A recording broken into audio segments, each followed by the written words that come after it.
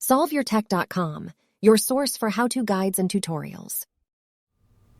Welcome to our video about how to unfavorite a web page on iPhone 15 Pro. If this guide helps you out, then please consider subscribing and liking this video.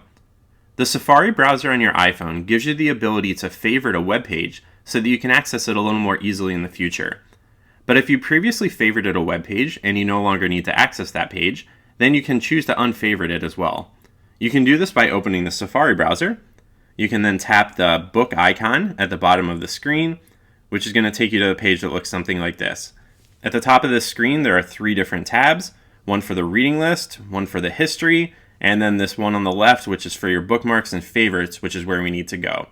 So just tap on this book tab, which is going to take you to either the bookmarks page or the favorites page. If you're already in favorites, then you can just stay there, or if you were on the main bookmarks page, then you can select favorites from the top of this screen.